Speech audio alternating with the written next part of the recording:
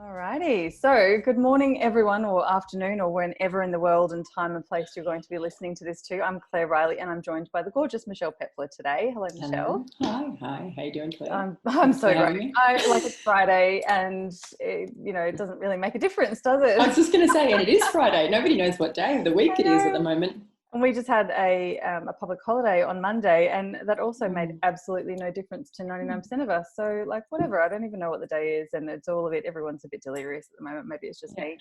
It's a day. It's a day. It's a day ending in day. And hopefully there's wine at the end of it, right? This is the fourth, I think, episode in the isolation series, which is a mini series, the isolation opportunity mini series as part of my podcast, The Recovering Perfectionist. And as a bit of a treat, we're also live streaming these onto Facebook. So whether you're watching this on my Facebook page at the moment or you're listening to this on the podcast, welcome. This is a really exciting little kind of mini project that I guess I've just sort of dreamt up. I've been thinking about all these amazing little mini series that I wanted to do in 2020, and most of them just seem a little bit meh at the moment. I'm sure they'll come back to being exciting later on, but this just seemed like a really cool thing. I feel so blessed that that I have so many of you guys in my life who I can look to for that inspiration, and they're like, what the hell am I supposed to do right now, sort of thing.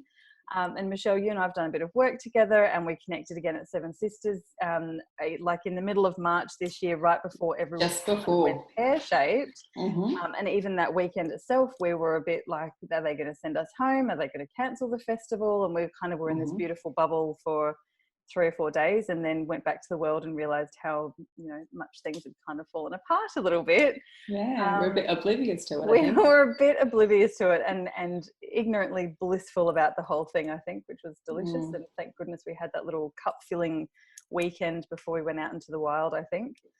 But the reason that I wanted to chat with you today is that your specialty is communication and relationships and connection. And at Seven Sisters, the workshop that you facilitated was all about connecting with other people and connecting with your tribe and connecting with other women and friends and that sort of thing. So I thought, who better to talk to about using this opportunity while we're in isolation and we are physically disconnected from so many people, talk to you about how we can connect in other ways. So beautiful. Thanks Claire. I really appreciate it. It's so interesting that at Seven Sisters I was running exactly a workshop on connection, and we needed to preface our workshops with just make sure that if you don't want to connect that you state that. So it's been a really interesting journey for me in terms of my work. And I guess one of the first things is that distinction between when we started using the language around social distancing as opposed to physical distancing. And I was like, ooh, what's that message that we're sending? And I feel like for me, we have been disconnected already for a really long time. So this is a real great opportunity for us to bring to light what that actually means and what connection actually means, as opposed and what social connection means, as opposed to what's in the vernacular and what language we're using around things. Right. So what do you see as, if we look at it through the lens of it's an opportunity to connect, and we sort of had a very brief chat before we hit record and came live about various opportunities to connect with yourself versus your partner versus your friends and all of that sort of thing. But I guess overall, what do you sort of see are the main opportunities if we've got our shit together enough to actually do that, and we've got the motivation to? And like the big message through all of these is, don't worry, we're not adding more things to your to-do list, but if there's an opportunity and you want to connect with people or with whoever, wink wink, nudge nudge, like what's the opportunity? What's the upside of this for us? Well, I think the first upside is the opportunity for reflection that this is giving everybody, the opportunity for us to evaluate what our lives were before and what our lives are now. Yeah. So if, and being alone doesn't necessarily equate to being lonely. So in answer to your questions, everything stems from our relationship with us. So the first opportunity is to look at what is the connection and the relationship like with us.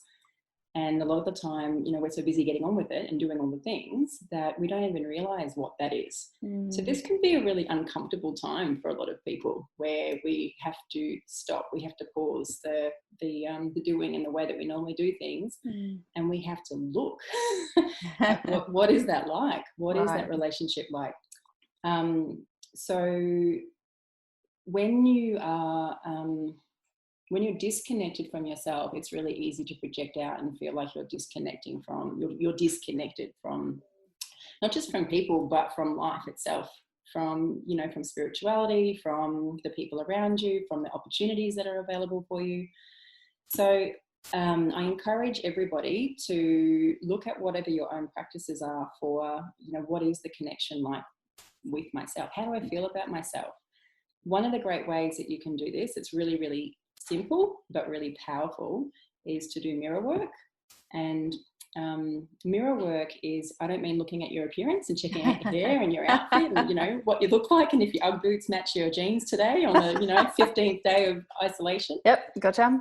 But what I mean is like looking into your eyes.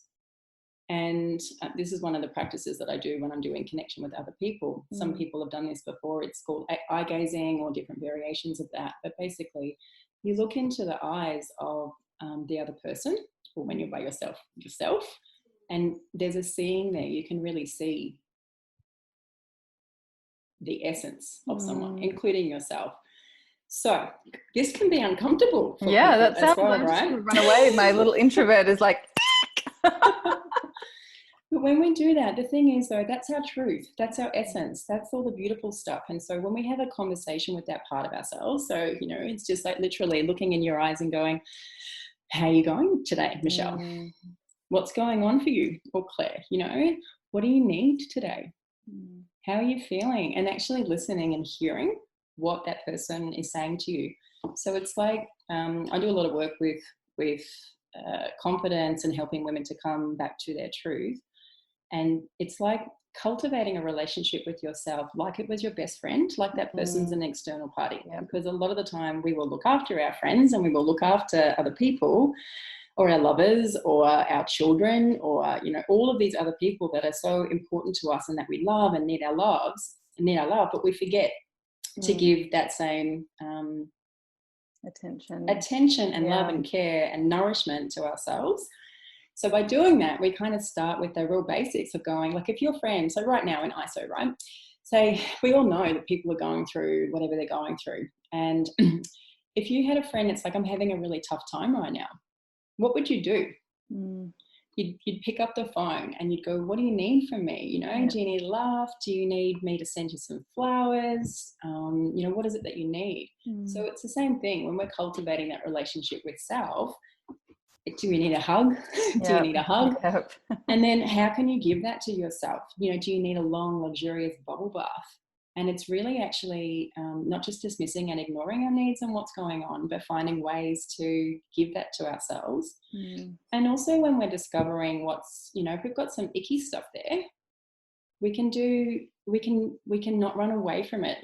This is the thing when we're in pause, is that we can't run away from ourselves. We can't just kind of go, oh, I'm really busy, I've got this project at work that I need to get done. Or, like life's still going on, but there's definitely an opportunity for us to go, oh, I'm feeling really small, or I'm feeling really lonely, or I'm feeling like something's not working in my life. So when that happens, there's so many things I could offer, right? But just to keep it brief, journaling is a really great way to, when that stuff comes up, is ask ourselves, firstly, what am I feeling? Express that without judging it, and then start to write and understand and journal, where is that coming from? Why is that here? So for example, there's been a real journey of fear for a lot of people. And early on in the piece, when this kind of first happened, I was talking to a client and I was saying, we're sharing this collective experience, but at the end of the day, whatever is going on for you as an individual, you need to look at, well, why is that particular thing coming up for me? Why am I experiencing, like she was feeling fear around, the things not being on the shelves. So it's like, you know, are we scared of our liberties being taken away? Are we scared of not being able to connect with other people? Are we scared of what this is going to mean for my business? Are we scared? You know, what is it? And actually go into that self-inquiry to cultivate the relationship with yourself and to know. So that's the self part. It's such a big part. Yeah, well, it's the most important part. It is. And I think, like you said, it can be really confrontational. Like, I'm a raging introvert, believe it or not, and I'm very comfortable with my own company. But this has brought up a lot of stuff for me as well about the boredom and loneliness and the monotony of doing the same thing in and out and not feeling like there's that variation and that sort of thing. And I felt myself over the last couple of weeks especially feeling a lot of anger, and I'm like, anger is still not so much these days, but it's still an uncomfortable thing for me. I've worked a lot. I used to be like, I never get angry, and it was like my number one thing, and I'm like, I get plenty angry, don't worry about it. But it was different, like fiery, angry, and I was like, well, I don't know where this is coming from. And I don't know. And I did exactly that. And I don't often journal, but I sat down and I journaled for, I don't know, half an hour or so. And I was like, there it is. And I worked out exactly where it was coming from. Yeah. I had a conversation with someone about it just to say, like, this is where it's coming from. There's no hard feelings. I just need to get this off my chest. And then it all went away. But it was like, I kind of needed to get to that, I need to get this thing out. Yeah. And then, but it's opened up a bit of a self-awareness thing to go, okay, that's where that's from. So there's still, like, I haven't totally cleared that thing, whatever that was. And, you know, that's been really nice just to acknowledge that that's there. Yeah. Whereas, like I said, if I was still busy, I would have been like, oh, that feels gross, but I'll just go and fill it with something else. Like, piece of cake, something else in the fridge, yeah, another glass of wine, whatever. But yeah. Claire, is it all right if I just offer something as well on that so for me, I used to work in the corporate world for 20 years before I left and started this new life. And 10 years ago, when I started transitioning and changing, one of the things that I started doing that changed my life was conscious dance, ecstatic dance. And so for 2 hours a week, and I still do this practice every week, I got an opportunity to shift that energy and to move that energy and to, to express what was there without necessarily needing to name it. And I got to lose my shit. And I really recommend losing your shit to everybody in healthful ways, because if we don't express it in healthful ways, it gets expressed anyway in unhealthful ways, like, you know, tooting the horn and being abusive in traffic or yelling at the kids or, you know, saying the wrong thing to a friend or your boss or, you know, or whatever. And we're like, oh God, I wish I hadn't done that. Yeah. So besides journaling's great. It's a really great way to get it out. But if you have that really pent up emotional energy, and, you know, whatever those emotional charges are, whether it's, you call it frustration or anger or, you know, upset, or it's whatever you know, we all know the intense emotions where we're just like, one of the best ways to deal with that before we do anything is to actually let it out energetically. Because, you know, obviously emotions are feelings in motion. And when we express it, it's like kids, right? I took my 4-year-old niece for a hike, for her very first hike at the weekend. First hike ever, right? This is how she did it. We're climbing up the mountain, and after a little bit, she's like, I don't want to go on.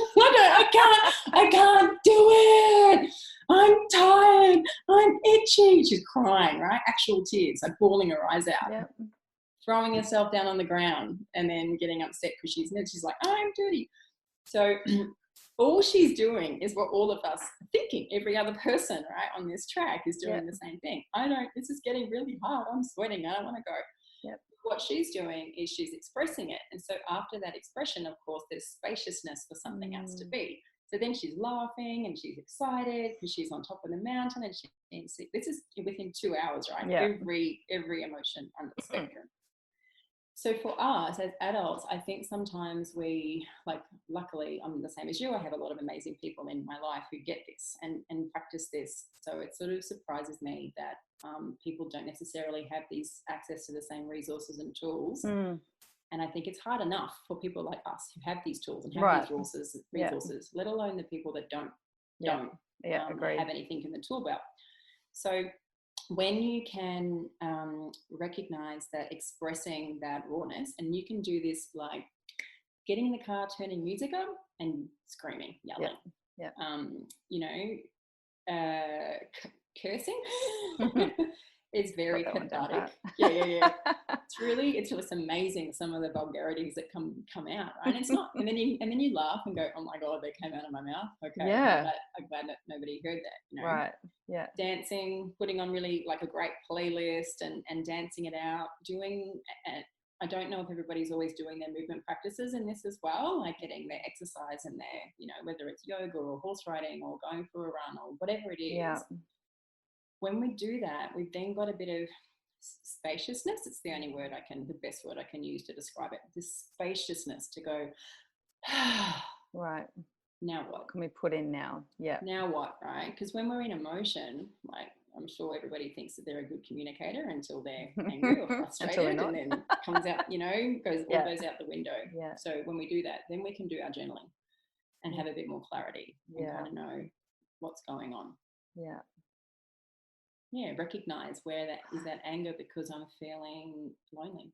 Yeah. Yeah. Is that anger because I'm feeling unfulfilled? Yeah. Yeah. You know, and really, and then we don't have to judge it. We just know what it is and we can do something with it. Exactly. Like, exactly. Is it resentment or like feeling like lonely or jealousy or something like that? And like, it's all fine, but it was so important and so critical to go, there it is. All right, I'm cool now. And like, I just feel like as soon as I worked out exactly the root of it, I was like, oh, well, that's not going to go away anytime soon, but now I know where it's come from. I can move on with my life. You know, it just didn't feel as uncomfortable anymore. So that was, and it also probably enabled me to connect with other people, with everyone about everything else, because I wasn't so internally like, what the hell's going on over here? I could actually kind of move on with that. So that was really cool. Yeah, thanks Claire. I think that's the other thing that's really important to know is that you know, a lot of the time we think we're the only people going through the stuff that we're going through, and this is what actually keeps us separated from each other. This is what keeps us disconnected, because we're like, I've got this feeling, or I've got this stuff that I'm going through and I have to deal with it myself, and I need to kind of like have my shit together, or keep up appearances, or, you know, turn up to this Zoom meeting or my work team meeting, or be on for my kids, or, you know. And the funny thing is like, that's the thing that keeps us separate, when we're kind of comparing our behind the scenes to everybody else's highlight reels. And I mean, this is going on so much with social media right now, with, you know, people going like, oh, that person's posting happy photos all the time and they're not going through all this drama that I'm going through. Yeah. But in our vulnerability, in our rawness, in our shame, in all of the things that are actually going on for us as human beings, you would know, Claire, from doing this work, you know, when you do get to work with people in a mentoring or coaching capacity, in a funny way, you're lucky because you're privy to seeing the behind the scenes of so many people. Yeah. And you realise how much we're all the same in our stuff. And you know, like every single powerhouse, incredible woman that I know, and men, I deal with a lot with women in terms of my colleagues and peers and the people that I work with, but all the powerhouses, they all have their stuff going on. They all have their moments where they're like, I don't know if I'm doing the right thing, I'm not sure what to do next, and it's not who they are. It's just the moment in time that they're experiencing. Yeah. You know? So from that point of view, for people who are listening who are like, oh my God, that's so me, either I'm comparing myself to someone else's highlight reel, or I might just be putting out the highlight reel and I feel a bit shitty about doing that because other people, blah, blah, blah, wherever they're kind of sitting with that.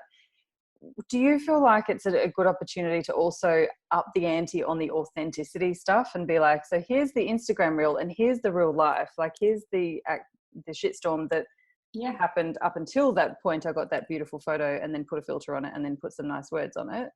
Do you think it's really important to do that, or is it okay to like, hey, here's the highlight reel and you can all bugger off and whatever I'm going through? Like, where do you sort of let me ask you a question to that, right? Let me ask everybody a question. What do you think? When you see somebody that shares their vulnerability, that shares who they are as a human being, do you feel more connected to them? 100%. Do you find them more relatable? Yeah. Right? And because here's the thing, you're not either or, you're both. Right. Right?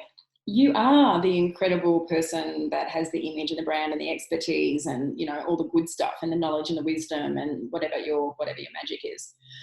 And you're also a messy human being that has the history and the conditioning and the wounds and all of that stuff.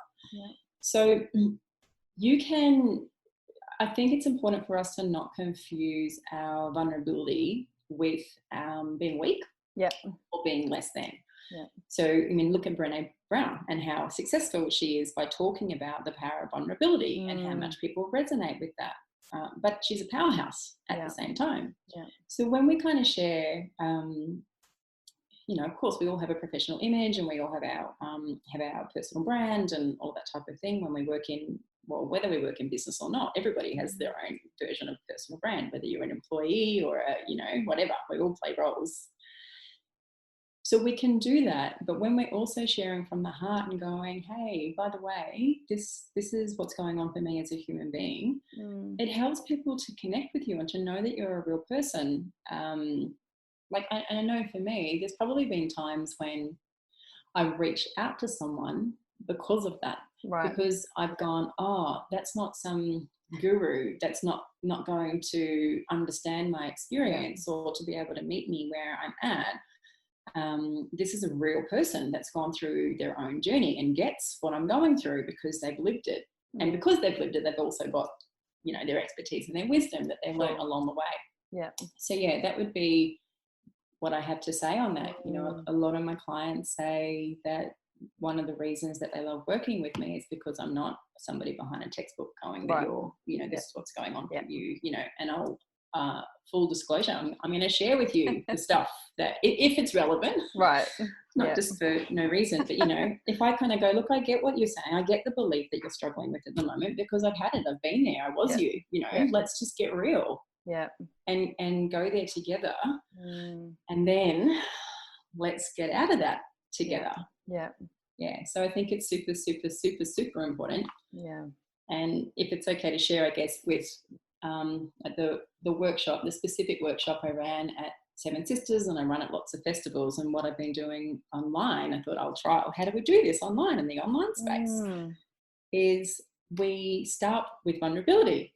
So, you know, I specifically do exercises that help people to drop out of the mind and drop out of the ego and the, you know, the image and who we need to be, and get real. So we do that with activities that help you to access that part, and then conversation starters that gradually help you to get real.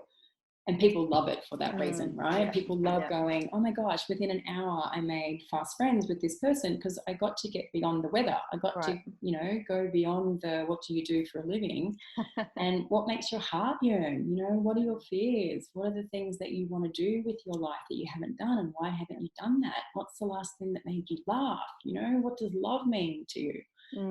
And that's where the richness comes, and we start to go, oh my God, I know who you are. Totally. I can see who you are. That's how we connect with people, you know, by, I don't know, I find it quite easy to connect with people because I'm so used to doing this work now that I go deep pretty quickly, generally. Then sometimes I have to pull back and go, oh, is it okay for me to just ask the real question? You know? So I think there's a real beauty. I talk about this a lot as well. The magnetism and repellent sort of stuff has become so intriguing and so integral in how I just do life, but also in how I teach and how I coach and all of that sort of thing as well. And I think there's a thing that happens when you are able to connect on that level, whether it takes 5 minutes or 5 years to once you've done it, it's like flexing your muscle, right? So the first few times it feels really uncomfortable, and then when you realize you've done it a few times and nothing bad happened, no one died, you can kind of, it's easier to open up because you do connect more deeply and more really, I know that's not a real word, but you know what I'm talking, like you we'll take it on a more real level with someone. But it also, the opposite thing that can happen that can feel a bit scary at the beginning is that when you do that, that you will feel from other people as well as other people will feel from you that like, oh, no, I'm out of here. And it's repellent. But it's the same thing. Once you've done that a few times, you're like, okay, that's just what's happened. It's a repellent thing. Yeah. But you're standing in your truth, and there's that authenticity, and there's no bullshit sort of smothered on top of everything, and going, I can't stand you and I don't really know why, but I'm going to try and make you like me just in case, because I'm not okay with not being liked, even though I don't like you, and blah, blah, like that was literally my mind and probably a lot of us. But it's actually, it makes life so much easier when you get okay with being repellent and being repelled for the right reason, in a respectful way, obviously, not being an asshole and being like, I don't like you. It's just going, you're not my people. You're not my people. And how nice would that be to get to that point in 5 minutes rather than take 5 years to go, oh. Yeah, why am I trying so hard to get people who aren't my people to be my people? Yeah. Exactly. So I literally had this question from someone. I'm running a course at the moment, just to go a little bit deeper, I guess, than just not just connection, because connection is really important, but a lot of my work is actually helping people with a methodology of like, how do you call in your people? Yeah. And of course we need to know who we are, to know who those people are, to then call them in, and then obviously the blockages and the stuff along the way. So what happened in like our next module this week coming is the courage to be you, right? So what's happened in this course is that one of the women wanted to share something in the group, and she sent it to me privately, and I was like, oh, this is awesome, and can you share it in the group? She's like, oh, like my stuff's coming up about am I going to be perceived as being too woo-woo by sharing this thing?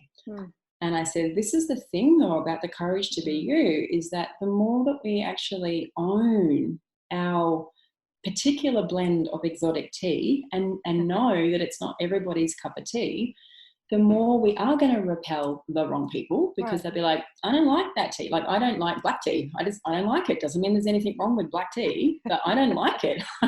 Yep. So the more willing we are to be courageous in who we are and owning our truth, the more attractive and the more exciting we become to the right people and our people. So when we can actually get through that discomfort of being like, that person doesn't really vibe with me, or I don't really vibe with them. Guess what? There's lots of them. There's heaps of them. Yeah, brilliant. Bring them on. That's right. Then we get to be celebrated though by the right people. Like, when I was in corporate, I got a bit of a hard time for being, particularly as I started to awaken and own my truth, of being like the token hippie and being really like vilified for it. And I remember, sitting in that discomfort of kind of going, I'm in this environment where I'm being made wrong for who I am and what I stand for. But as I started to work that truth muscle, that's what I call it. It's just like any other muscle. It's a muscle that you're working and you're getting stronger. The first thing I did was I set up a meetup group that was about what I was interested in. And I started using Facebook as a platform to share the things that I was passionate about and I was discovering. And I had my existing friendship circles saying, we don't understand the words you're using. What's this, what is this stuff that you're talking about? But gradually over time, that spoke to the right people. Yep. And I started to, that meetup group now has 1,300 people in that meetup group that I started. And same with Facebook, and gradually, I've completely changed my friendship circles and the people that I hang out with, so that now my normal is all the people in my life that speak the same language, that have the same visions, that, have shared value, and you don't have to pretend to be what you're not. Yeah. It's like, you probably heard that. There's that saying that, sorry, you go. No, you're right. It's also like, if you look back on that experience, you've got this like accidentally curated life, and it's not curated in the sense of like, I want this over here and this over here, and I'm going to be perfectly planful, but it's been okay to weed things out. And it's this dynamic thing. You don't go, well, right now I'm in corporate, but tomorrow I'm going to be the hippie, and like, okay, I'm jumping this and I'm cutting all ties with those ones, and I'm just going to have new people over here. It's always a working dynamic, and you go and try things and you say the words and you're like, well, it doesn't really even fit with me, but oh, we gave it a try, it didn't work, let's move on to the next thing. Like that permission to experiment and try new things, and to stuff it up, and to be wrong, and to say sorry, and to also say goodbye to things and people who are no longer in that. Yeah. Like it's not an A to B kind of a thing, is it? It's a never ending, I hate the word evolution. Evolution, that's better.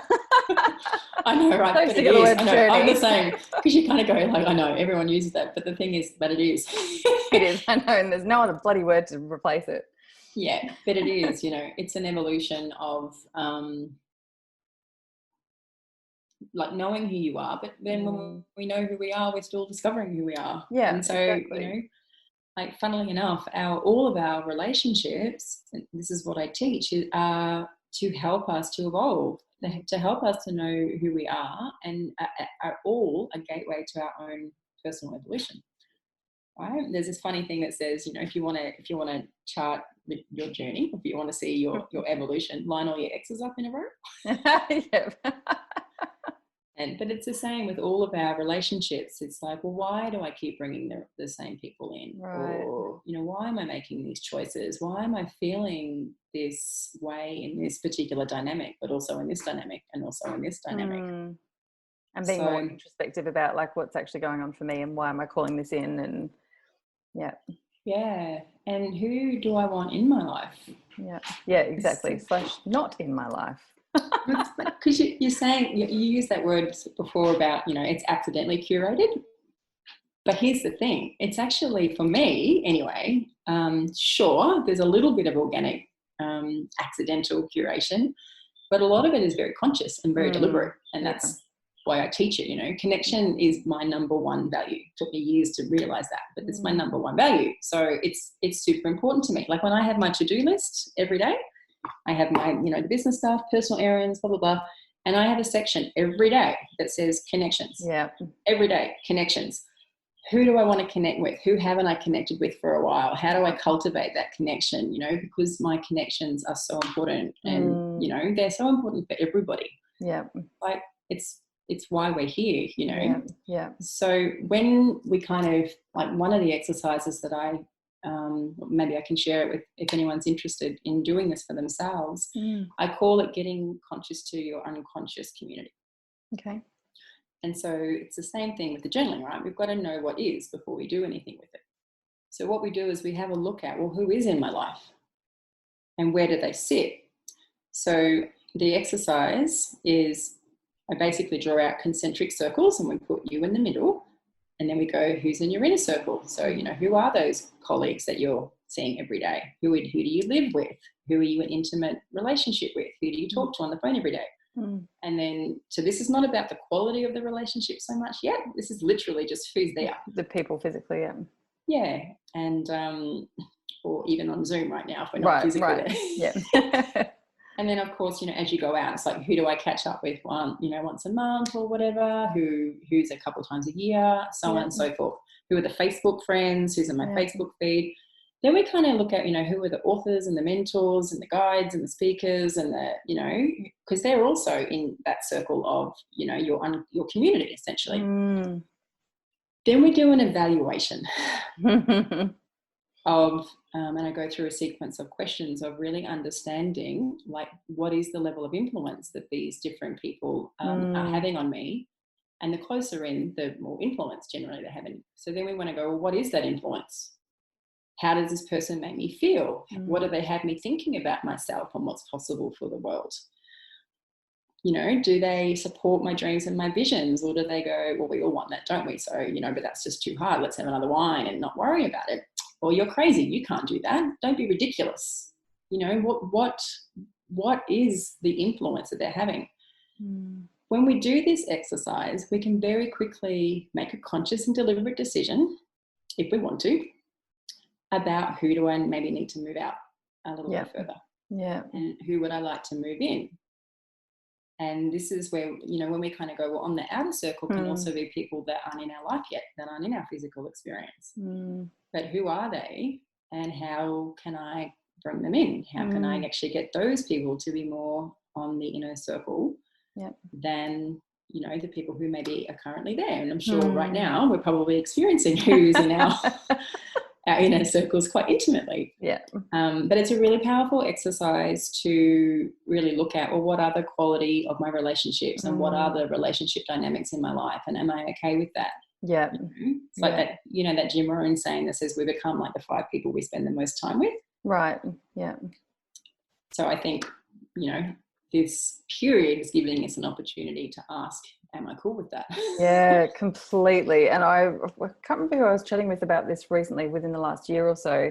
And the 5 people seems a bit extreme to me. Like, I think there's so many more people in our spheres of influence very, very regularly, like every day. Maybe, I don't know, 50 years ago, there were 5 kind of main people. But now with social media and, you know, how we do online business and that sort of thing, I don't know, maybe it's more like 100 or whatever. But I think that just, I can picture that and being totally like Virgo brain. That feels really good to me. I almost want to put it in a spreadsheet. No, I'm just joking. No, I know. I want to color code it. Like, you become like the 100 But I can really clearly like think, and the last sort of 18 months I've been really clear on, these are the people who I miss in my life. And when I speak with them, they fill my cup, and I feel like I always walk away from these conversations, even though they might be once a year, just thinking like, oh, I've got to do this more often. And then I knew it and was never doing it. So I reached out to some of them at the beginning of this year and said, one of my not resolutions, but something I want to get better at doing this year is connecting more with the people who I love. And you're one of them. So if I don't call you, can you please call me and keep me accountable for it as well? Because it's so true. And there's so many people who we either have to interact with for whatever reason who don't do that, but you can still kind of swing the balance, right? So if there's people who are in your life, whether it's the checkout people who give you the shits or it's other drivers or whatever, you can still swing the balance with filling it up with the people who you do want to influence and that sort of thing, right? So exactly. Like it's a balancing sort of thing. So make sure we've got more of these ones, and these ones don't matter so much, right? Yeah, exactly. And you know, there's something I can offer if anyone is interested. There's 2 things that I can offer. One is I love what you just said then, you know, which one, who lifts my vibration? Who fills my cup? Who, when I've spent time with them, makes my energy spiral up? And then we're like, oh my God, we're going to change the world and this and that. And you're laughing and you feel so energized and so vibrant and so like, oh my God, I love you. I love spending time with you. You know, you could be tired. And I had this with a girlfriend the other night and I was like, oh babe, I'm so tired. I don't know if I can, you know, I have to wait for my kids to go to sleep, right? I'm like, I don't know if I can do it. So I started the conversation at 9. By 11, we were like, up here. And then who's the opposite, right? Who makes you feel depleted and exhausted? And, you know, you're just like, ugh. So I've got some questions that if it's helpful, people can go through, and I just checkpoint that, you know, like when you're evaluating the people in your life, you just ask these different questions. And then the other thing is an article that I've written that I've also turned into an ebook, and it's called The 10 Essential Keys to Calling in Your People or Connecting with Your People. And it just says, these are the things to do. So if anyone's interested and they feel like they need that right now to help them, then more than happy to share that. Right. Yes. Let's put the link in the comments on the Facebook group, and I'll put it in show notes as well for anyone who's listening, because I think that would be super helpful. Yeah, and we've got the time and the mental space to get really clear on that. And I think one of the things that can make this sort of thing really scary, which we don't need to go into today, but when we do have the time or we give the energy to identifying what it is that's really important, whether it's people or our values or how we spend our time or the work that we're doing or whatever, is that once you've seen it, you can't unsee it, right? So once you've kind of gotten clear on that, it is so annoying. Like, I just want to do the work and then forget that it ever happened, right? Because it would be lots easier if we could just do it that way. But not so fulfilling. Not how it works. Not great, but you kind of can't unsee it. So I think to that end, it's kind of like this cycle, because you're going to have to do this work and you need to be clear on who are the people who are going to hold your hand through it, and that you're going to, like I call it, the bullshitometers. I, you know, always try and have a few people like, I'm just about to do this thing over here and I'm going to try and get out of it. So if you see me trying to get out of it, can you just walk me back in and make sure that I finish the thing? And we've all got those people. There's always at least one of those people in our lives, if you're lucky, many of them, who'd be like, hey, Claire, back in there, go finish that thing you started. And so it's kind of like the chicken and the egg, right? You got to get clear on the people before you can get clear on the changes that need to happen sometimes, or I don't know, the catalyst for taking the next decision, or making the big change or something like that. So it's all it all works in together, doesn't it? Yeah, well, exactly. You know, that's part of that, like coming back full circle to the beginning of this conversation around, you know, everything in our life stems from us, like everything, including your people. Yeah.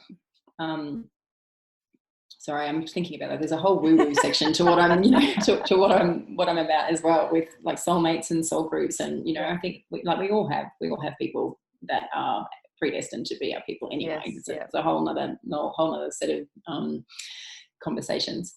But when we actually understand, who am I in relationship? What's important to me? What do I stand for? What's my truth? What's okay for me? What's not okay for me? And then do a really honest self-evaluation of how in alignment and how congruent am I being with those things, right? Yeah. Then we can actually start to be a vibrational match for the kind of people that we want. So, you know, say we're like, oh, integrity is really important to me, but we're not in integrity. or we're like, oh, you know, and then we're wondering why people with no integrity keep coming into our lives, right? Yeah, that's right. And you know, besides, I do a particular course called Be the Queen to Call in Your King, right, which is specifically about intimate relationship and how you call that person in. So I get this a lot, right? Like, I just want somebody that is committed and is respectful and is passionate and living their life on purpose. I'm like, cool. So how are you going with being committed to yourself, to the things that you're saying that are important, to committing to like creating space for a life partner, for example? You know, sometimes we're like, oh, we'll just fill in the holes with, you know, a bit of fun on the side. So it's like, okay, cool. You want someone committed. How are you going to show up for yourself in that, in terms of respect? You want someone to respect you or to adore you or to love you. How are you going with that for yourself? Are you doing those things for yourself? Are you on purpose? You want someone that's going to come in and be like, oh, I'm so on purpose and self-assured. How are you going with being self-assured and being on purpose? So we kind of go, all right, well, what do I need to do? What do I need to cultivate in order to be a vibrational match for the person that I'm saying I want to call into my life? And when we do that, at the risk of getting a little bit, we all go there, because I'm sure that, you know, that's my truth. That's my truth, right? So if you resonate, you resonate. If not, you can turn off. That's cool. Is that our frequency changes, and that's how we actually call into our life the things that resonate with that frequency. It's like, I explain this on a real basic level, right? You know how you're trying to listen to a radio and all the stations are already there. They're already there, right? But you're choosing what you want to tune into. So you might be listening to, you know, Smooth FM, and then all of a sudden you're like, this is a bit boring. I'm needing some rock right now, or whatever. So you get to choose where you want to align your frequency and what you want to tune into. It's already there. If you're tuned into Smooth FM, it doesn't mean that the rock channel's not going. It doesn't mean that it's not available. It's just that you don't have the listening for it. You don't have the seeing for it. So you have to know, I want rock to start with, for example, right? Then you have to go, all right, well, what do I need to do with the radio thing? It's real easy, right? You just change the thing. But for us, if I want something different in my life, do I keep focusing on how much I hate the Smooth FM? Or do I actually go, what do I need to do to align? Find the rock. To find the rock, right? And that's a basic kind of, do you understand what I'm saying? Around the way that I think it can be a little bit intangible, the idea of, you know, like attracts like, and your vibe attracts your tribe, and, you know, law of attraction can be a bit intangible for people. I think one of the something that I heard a couple of years ago was like, don't wait until you're flexible before you go and do yoga. Right? You want to be more flexible, go to yoga now when you're inflexible, to learn how to get flexible. Like, you've kind of got to tune in and go and start doing the thing in order to get there, rather than go, well, I'll just sit here being inflexible and one day I'll be flexible and then I'll go and start doing yoga. Like, you don't do that. That's not how it works. But I think it's the same sort of thing, right? Or being fit enough to go to gym. Exactly. I can't go to the gym because I'm too fat, and people will stare at me. Well, you're not going to change that unless you start like changing it. Yeah, And it's, I I know. don't know, it's those ones that always stick in my mind. I'm like, oh yeah, maybe I should start going. It's all that sort of thing that it's, I don't know, when it's spelled out like that, like, oh, of course it makes sense. And I think exactly like you said, you don't just sit there focusing on like, God, I'm hating this radio station. Switch it off or switch the radio station. Like it's simple. So, I mean, it's not obviously that simple translating it, but having the self-awareness and the motivation and the dedication to finding the other channel and doing the work to flick through and knowing it's there. Knowing it's there. So true. Yeah. Knowing it's there, I think, as well. Yeah. You know, there's this guy that I listen to, Mike Dooley, and if anybody tunes into Notes, I think it's called The Universe Talking or something. Like Notes from the Universe, yeah. Yeah, and he talks about it like, he's like, we can't, all you need to do is put your car in gear. Set the GPS and put your car in gear. If you sit there in neutral and you don't start driving, you're not gonna get anywhere. But if you know what your destination is and you don't even know, you're not really sure how to get there, but you just start driving.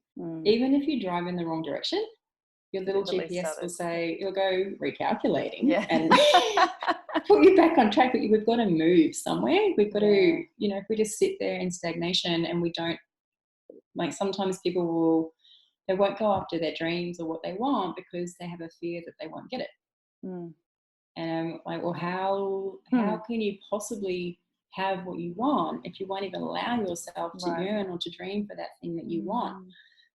So we have to allow that opening of what we want first, instead of thinking, you know, which unfortunately this beautiful mind of ours is you know, it's very helpful, but sometimes it gets in the way. But telling us all the reasons why it's not possible, and all the reasons why we can't have it, and all the reasons why, you know, And so we stop, even particularly with relationships. You know, I get a lot that people think it's just an organic thing. You're like, you either meet someone or you don't, but it's not. It's not. It's as deliberate as anything else in your life. That you can actually, you can decide and you can look at those things that you need to do to be able to create and be deliberate, you know, about that. But a lot of the time people go, well, there's no point. This person doesn't exist, or it just didn't happen for me, you know. And we can blame Hollywood for that, or the fairy tale of, and we disempower ourselves by thinking that we're not an active participant in our experience of our life, and you know, and things that we want, and that includes the people and the relationships. And when we start doing the thing and we start actually walking the path, then, and I'm sure everyone's experienced this to some degree, the synchronicities happen. The opportunities show up that actually can take us in leaps and bounds towards the things that we want. And you know, that comes from the magic of divine intelligence that I'm not going to pretend to be a guru in that area. All I know is that I've seen enough and experienced enough and observed enough that I know that my tiny little human brain can't possibly begin to comprehend the magnitude of the other stuff that's also guiding us and helping us.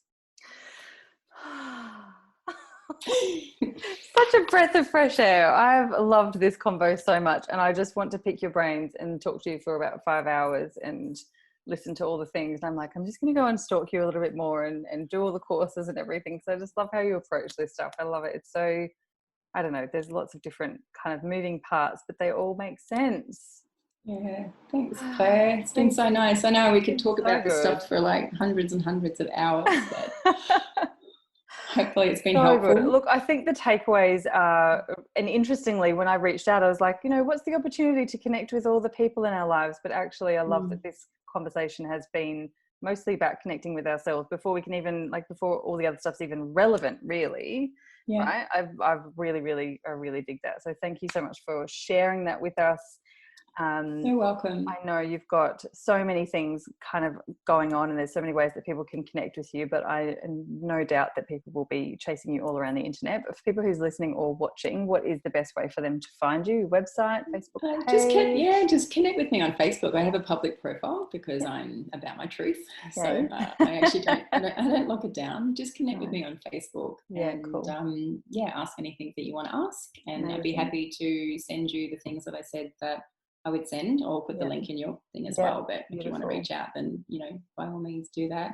Fantastic. And just to sort of wrap up in answer to that last question, just call people. Like, be proactive. If you're feeling, if we're sitting here going, I'm feeling lonely or I'm not feeling nourished, we can get in our own stories around all of, so-and-so's not reaching out. Well, guess what? They've got stuff going on. People have got lives. Don't make it about you. If you want connection, pick up the phone, set up, want to talk to somebody that's already in your life. The first thing you can do is cultivate your existing relationships, those ones that, like you talked about, that do nourish you right now. Yeah.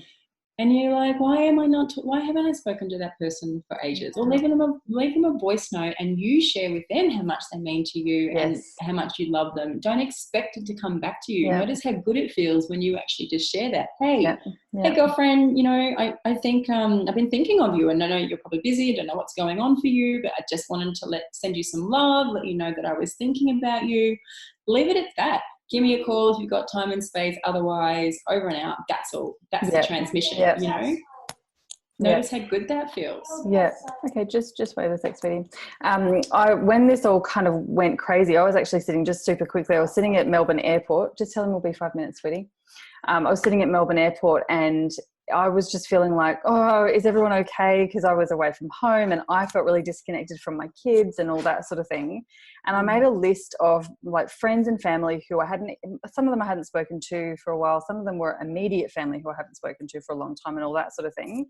And actually made a list and then started sending messages just going, hope you're okay. I'm at Melbourne Airport. I'm on my way home, missing the kids, blah, blah, blah, like a tiny little snippet. But just checking in, is there anything you need? Are you cool? Because I just felt like I just really needed to connect with people, and the conversations that came out of that. And then the other list, I was like, oh, when I should contact just so-and-so. And it sort of opened that up, just made it all like, okay, all right, cool. And it felt like, all right, everyone's good. We're good. It's been nice to catch up with people, but it also just opened up some of those relationships that had been kind of closed for a while as well. Yeah, a bit dormant. Yeah, exactly. Sorry. No, they're still there though, and the people, exactly. The checkout chicks and all those people that we're interacting with. Don't forget these, right? Totally. I think we can tend to be like, when I first started doing this work, I remember I was on George Street in Sydney, and I was looking at everybody just going past each other, and I wrote a poem about it around this kind of like, we're all just kind of drifting in silo in this mindless disunity of not actually, connecting with each other. This is what I'm actually passionate about, way before COVID.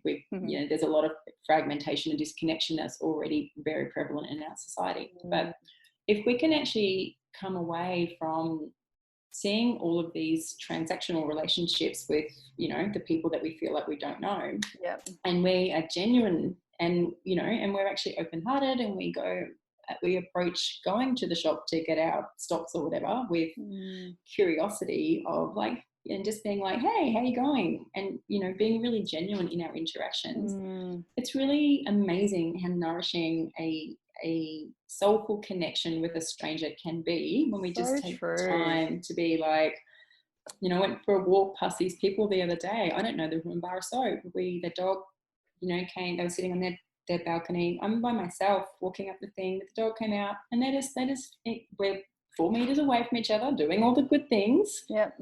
But you know what? We had this incredible conversation. Yep. We were laughing. I said, oh, how long have you lived here? And the guy thought I said, how long have you been together? And I'm like, oh yeah. I'm totally like, so how long have you guys been together anyway? I've just met them. This is what I mean by the real stuff straight away. But funny. Like 5 minutes, and we had this really great connection. And I'm like, oh, they're cool. That was really nice. Yeah, cool. So that's all available for us right now, Yes. Reach out. Oh my gosh, I've loved this conversation so much. Thank you so much for spending an hour chatting about this. This has just been cup filling for me, and I want to go away and do some stuff. And I would love if we can, we'll just, I don't know, notate the mirroring and the journaling and those other couple of little tips that you gave, because I feel like there's some really beautiful practical tips in there as well that we can actually it's such a pleasure. Thank you for having me, and thank you for organising this for people to be able to plug in and have some love through ISO. Yes, you're welcome, and thank you. Pleasure. All right, I'll talk to you soon, and we'll have the all the links up in show notes if you're listening on the podcast as well. And until I think the next one is next week, I will see you guys next week. Have a beautiful ISO weekend. Bye, Michelle. Yeah, bye. Thanks so much for tuning in, everyone. I'm Claire Riley. It's been an absolute pleasure presenting this show for you. If you would like to stay connected, I do run a beautiful online Facebook group community called The Recovering Perfectionists. Pretty easy to find us. We're a group of several thousand over on Facebook, so come and have a look.